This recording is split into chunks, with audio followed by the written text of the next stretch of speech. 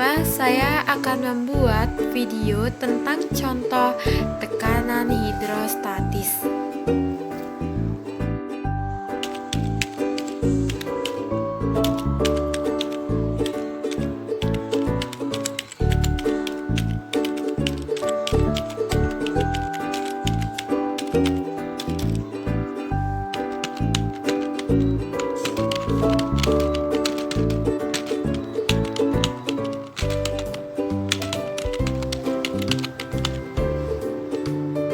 Tekanan hidrostatis adalah tekanan yang diakibatkan oleh gaya yang ada pada zat cair terhadap suatu ruang bidang tekan pada kedalaman tertentu.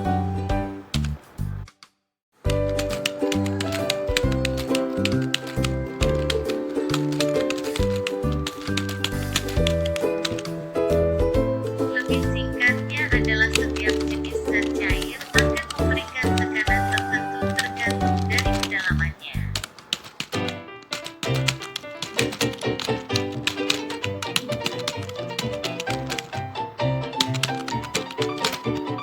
Lalu, kita akan masuk ke dalam contoh sederhananya yang bisa dipraktekkan di rumah. Alat dan bahan yang akan digunakan.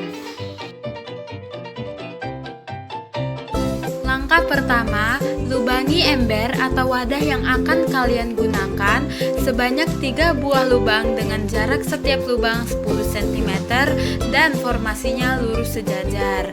Terserah mau menggunakan apa untuk melubanginya. Di sini saya menggunakan sebuah obeng dan sebuah lilin untuk melubangi ember tersebut, yaitu dengan cara memanaskan ujung obeng tersebut lalu mencolokkannya ke ember hingga berlubang. Kemudian jika ember sudah berlubang, maka cocokkanlah dengan sedotan yang akan digunakan. Jika sedotan belum bisa masuk, maka perbesarlah lubang yang ada di ember tersebut.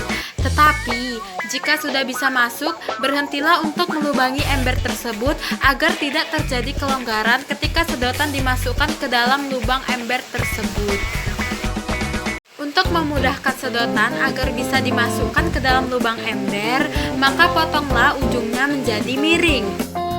Kemudian, cobalah untuk memasukkan sedotan yang sudah dipotong ujungnya tadi ke dalam lubang yang ada di ember.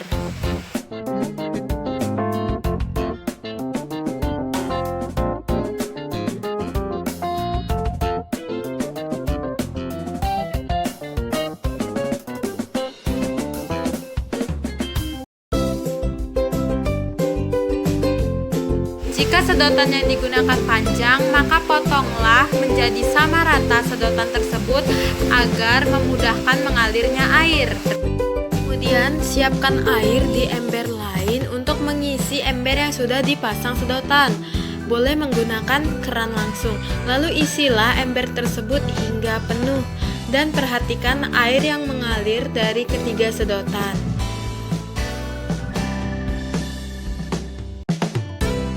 Manakah sedotan yang airnya mengucur paling jauh? Tentu saja sedotan yang ketiga. Mengapa hal itu bisa terjadi? Dan mengapa lama-kelamaan air yang keluar di sedotan pertama semakin sedikit dan akan terjadi fase di mana sedotan pertama tidak keluar air lagi? Mengapa hal itu juga akan terjadi? Yang pertama, mengapa sedotan ketiga airnya lebih deras dan mengucur paling jauh? Itu dikarenakan tekanan hidrostatis yang paling besar terdapat di sedotan paling bawah atau sedotan ketiga. Jelas saja, perbandingan jaraknya aja 3 kali lipat dari sedotan pertama.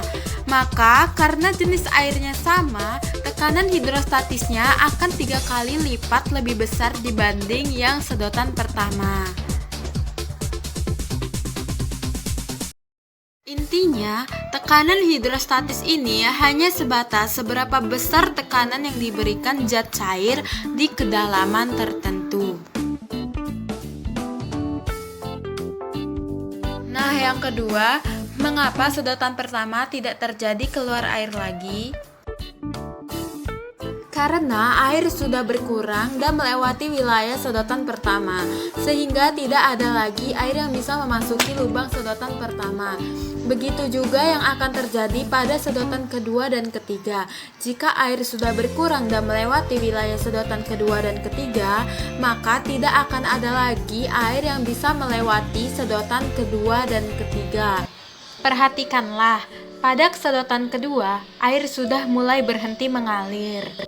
Sedangkan pada sedotan ketiga, air masih mengalir. Itu berarti air masih berada di atas wilayah sedotan ketiga.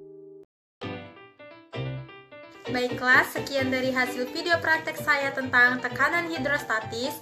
Jika ada kata-kata yang salah atau kurang dimengerti, saya mohon maaf. Wassalamualaikum warahmatullahi wabarakatuh. Dah.